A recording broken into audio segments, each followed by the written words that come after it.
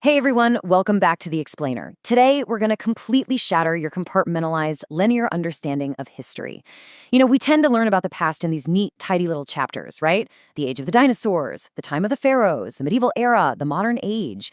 We kind of just file these eras away in separate mental boxes. But reality is far messier, much more chaotic, and honestly, infinitely more fascinating.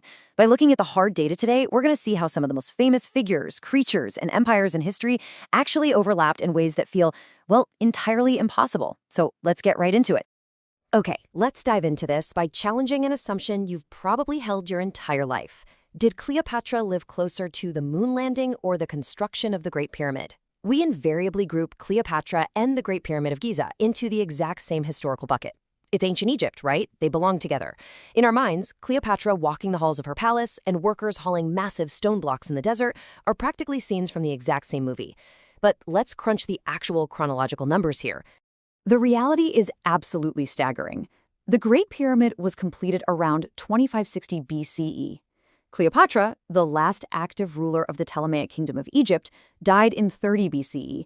That is a massive gap of over 2,500 years. Now, focus on the other side of the timeline. From Cleopatra's death in 30 BCE to the moment humans set foot on the moon in 1969 CE, the gap is only about 2,000 years. Let that sink in for a second. The historical distance between Cleopatra and Neil Armstrong is significantly shorter than the distance between Cleopatra and the builders of the Great Pyramid. She is literally closer to us and our smartphones than she is to the ancient wonders of her own civilization. Crazy, right? So moving into Section 1, Megafauna and Monuments, Building with Giants. That Cleopatra fact completely reshapes our perspective on ancient history, doesn't it? Let's push the timeline even further and explore how human civilization wildly overlaps with beasts we categorically dismiss as just prehistoric. Picture these two concepts side by side. On one hand, you've got woolly mammoths, massive, furry Ice Age titans. On the other hand, you have complex, organized human societies engineering the pyramids. We instinctively separate these into the caveman era and the dawn of civilization. But the data actually tells us these two worlds violently collided on the exact same timeline. Now, what's really fascinating about this specific extinction timeline is that the vast majority of woolly mammoths died out at the end of the last ice age, roughly 10,000 years ago. But that wasn't the end of their story. A small, isolated population of mammoths managed to survive on a remote place called Wrangel Island, way up in the Arctic Ocean, and they survived there until roughly 4,000 years ago. So why does that specific date matter? Because 4,000 years ago is exactly when the Egyptians were busy building the Giza pyramids. While human architects were calculating the precise geometry of the pharaohs' tombs, live woolly mammoths were still wandering the frozen north. And hey, the marmoth isn't the only megafauna with a surprising timeline. Consider the mastodon. These incredible creatures were roaming North America until about 10,000 years ago. What this tells us is that early humans lived alongside these towering megafauna for thousands of years before they ultimately went extinct. The dawn of early human structures and the twilight of these prehistoric giants shared the exact same epoch. All right, Section 2, Deep Time Disconnects, millions of years apart. Human history is heavily compressed, but what happens when we zoom way, way out into natural history? Prepare to completely shatter how you mistakenly group together the timeline of ancient life on our planet. Here is a genuinely jarring question to create some instant cognitive dissonance about the timeline of Earth's ecology. Picture a lush forest, and then picture a great white shark. Which of these evolutionary concepts, the tree or the shark, showed up on our planet first? I mean, most of us would guess the tree, right? Plant life seems foundational, something that just had to exist long before complex, terrifying apex predators patrolled the oceans. But the fossil record proves our intuition completely wrong here. The earliest shark-like fossils appear in the geological record roughly 400 to 450 million years ago.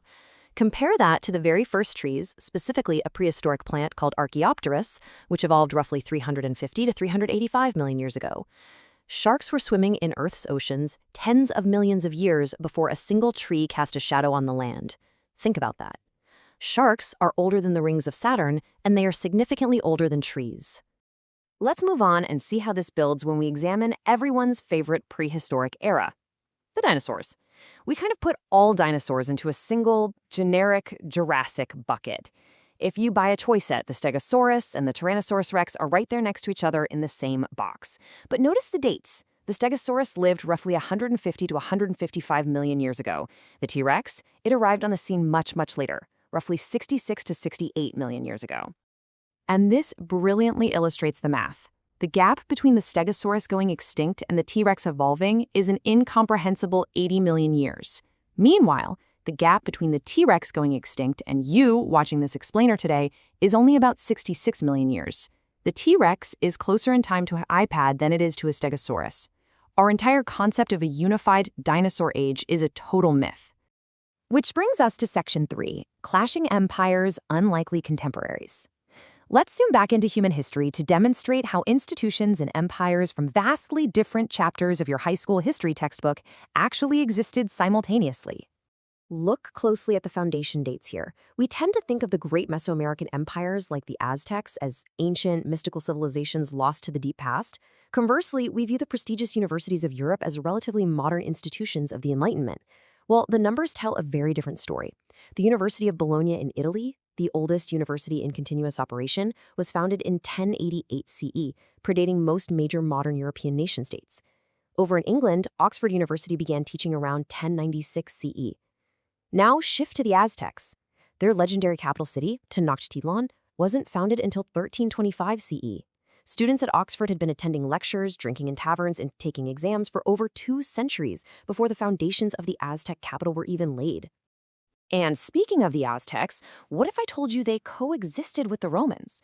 You might think of men in togas debating in the Forum as ancient history. And yes, sure, the Western Roman Empire fell in 476 CE. But the Roman Empire didn't completely die out. The Eastern Roman Empire, known to us as the Byzantine Empire, kept the Roman state alive for another 1,000 years, only finally falling in 1453 CE.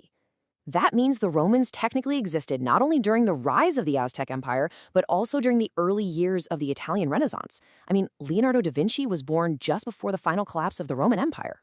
We see this exact same spanning of eras with the Ottoman Empire. Founded in 1299 CE, right in the thick of the medieval era, the Ottoman Empire was a sprawling, dominant force. But it didn't officially dissolve until 1922 CE following World War I. This incredible 500-plus-year run means that this single empire connected the era of knights and castles directly through the founding, rise, and industrial expansion of the United States of America. George Washington, Abraham Lincoln, and Woodrow Wilson all lived on a planet where the Ottoman Empire was a contemporary geopolitical reality. Okay, Section 4, Modern Paradoxes, Tech Before Its Time. We've seen overlapping empires and out-of-sequence dinosaurs, but surely as we move into the modern era, our timeline gets more logical, right? Well, let's step into our final section and see how timeline paradoxes happen in modern technology too. So, ask yourself this seemingly simple question. Did the fax machine or the telephone come first? Logic kind of dictates the telephone, right? Sending a human voice over a wire seems like the foundational step. Sending a printed document, a complex image, over a wire feels like a much later 1980s-era corporate evolution of that original phone tech. I dare you to lock in your guess. And once again, our intuition is totally wrong. The underlying technology for the fax machine significantly predates the telephone. A Scottish inventor named Alexander Bain patented the electric printing telegraph, which is universally recognized as the very first fax machine, in the year 1843. It wasn't until decades later, in 1876, that Alexander Graham Bell famously received his patent for the telephone. So the crucial point is right here in the math. 33 years. The ability to scan an image and transmit it via electrical signals over a wire existed a full 33 years before we could reliably transmit a human voice. People could have theoretically been faxing each other messages on the eve of the American Civil War. No way, right? So what does all of this data fundamentally teach us? It teaches us that our neat, tidy historical chapters are a complete illusion. Human history and natural time itself, they just do not fit neatly into the separate, easily digestible boxes we create for them. History is messy, it's chaotic, and it's heavily overlapped. The timeline is a continuous living thread, where mammoths watch pyramids rise, ancient empires rub shoulders with the Renaissance, and sharks swim in oceans devoid of a single blade of grass or leaf. Understanding this overlap is absolutely vital because it stops us from viewing the past as just a series of isolated, primitive stepping stones, and instead reveals a dynamic, breathing world. It really makes us rethink our own place in the grand continuum. Which leaves us with one final, provocative question. If we so drastically misunderstand the timelines of the past, 1,000 years from now, what will future historians mistakenly group together from our current era? Think about that, and we'll see you next time on The Explainer.